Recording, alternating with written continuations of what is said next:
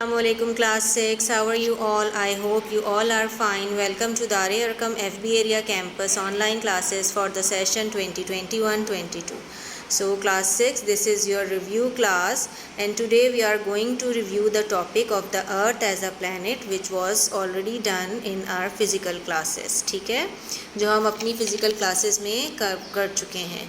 So the universe is an expanse of space with no boundaries and consists of gases, dust, clouds, stars, planets and galaxies. As all of you know कि universe में हमारे ये पूरी कायनात में हमारे millions and billions और trillions of galaxies हैं, जिसमें हम एक galaxy में रहते हैं. And what is the name of our galaxy?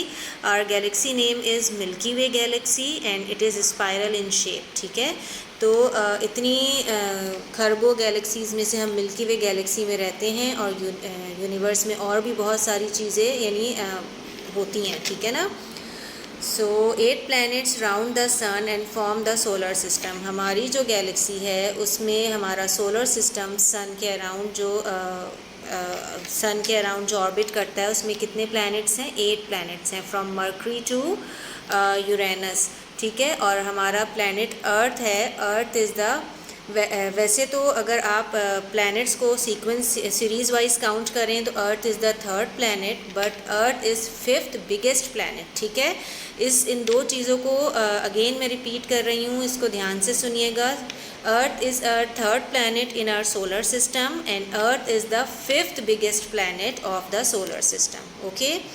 Next is the earth is round in shape and its circumference is 40,030.2 kilometers. हमारी अर्थ का शेप आप सबको पता है, राउंड स्फेयर शेप है. और किसी भी सर्कल का जो सर्कमफेरेंस होता है वो क्या होता है? आपकी जो सर्कल की आउटलाइन है, यानी सरफेस अराउंड द सर्कल या area around the circle is called circumference.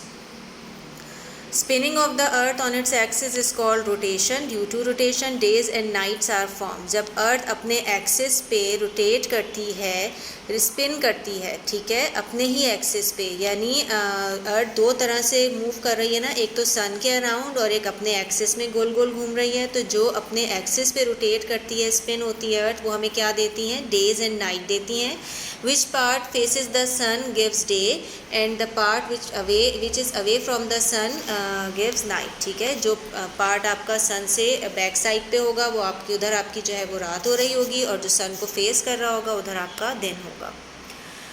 The movement of the earth in its elliptical orbit around the sun is called revolution. The revolution and tilt of earth give us season. अब ये revolution जो हम सन के around जो है वो orbit कर रही है हमारी अर्थ, वो हमें क्या देती है? सीजन्स, यानी ईयर देती है पूरा. ठीक है ना. और सीजन्स हमें कैसे मिलते हैं? जो अर्थ की टिल्ट पोजीशन होती है उससे हमें सीजन्स मिलते हैं. जो पार्ट हमारा जब अर्थ स्पिन भी कर रही है एज यू नो, तो टिल्टिंग पोजीशन में जो पार्ट सन को ज़्यादा करीब से फेस करता है, सन की तरफ ज़्यादा झुका हुआ होता है, उधर समर होता है. और इसी तरह डिफरेंट एंगल्स पे आपके डिफरेंट सीजन्स हो रहे होते हैं. इसीलिए अगर आप वर्ल्ड वाइड देखें तो कहीं समर है, कहीं ऑटम है, किसी कंट्री में जो है वो विंटर है. अगर हम अपना और ऑस्ट्रेलिया का कंपेयर करें तो बिल्कुल ही ऑपोजिट जाता है कि अगर पाकिस्तान में समर होता है तो एट दैट टाइम ऑस्ट्रेलिया में विंटर हो रहे होते हैं, और अगर विंटर ऑस्ट्रेलिया में समर होंगे तो पाकिस्तान में वो टाइम जो है वो कौन सा होगा? सीज़न, समर सीज़न होगा. There are 2 types of eclipses, the solar eclipse and the lunar eclipse. यहाँ मैंने 2 पिक्चर्स आपको शो की हैं. The difference of solar and lunar Eclipse is that जब हम सोलर इक्लिप्स की बात करते हैं यानी सूरज गिरहन की, तो उसमें क्या होता है? आपकी अर्थ, आपको पता है कि आपकी अर्थ को मून ऑर्बिट कर रहा है. ठीक है ना. Moon is the natural satellite of the अर्थ. तो मून आपकी अर्थ को ऑर्बिट कर रहा है. तो जब वो ऑर्बिट करने के दौरान मून और आपका अर्थ और सन के बीच में आ जाता है, तो सन की जो रेज़ होती हैं वो डायरेक्ट अर्थ तक नहीं पहुंचती, बीच में मून आ जाता है. ठीक है ना. तो उससे आपका क्या होता है? सोलर इक्लिप्स मिलता है. और जब अर्थ जो है वो सन और मून के बीच में आ जाए तो उससे आपको लूनर इक्लिप्स मिलता है, अक्सर आपको जिसे आप चांद गिरहन कहते हैं. The land part of the earth comprised of 7 continents. हमारी जो लैंड है वो 7 कॉन्टिनेंट्स पे कंप्राइज करती है. कौन कौन से हैं? North America, south America, Africa, Antarctica, Australia, Asia, Europe and Africa. और हम कौन से कॉन्टिनेंट में हैं? हम एशिया कॉन्टिनेंट में हैं। The water part of the earth is comprised of 7 oceans. और आपका जो वाटर पार्ट है हमारी अर्थ का, उस वो कितने ओशंस पे कम्प्राइज करता है? 7 ओशंस पे। That is north Pacific ocean, north Atlantic ocean, Arctic ocean, north Pacific ocean, okay, south Pacific ocean, Indian ocean, southern ocean. ठीक है।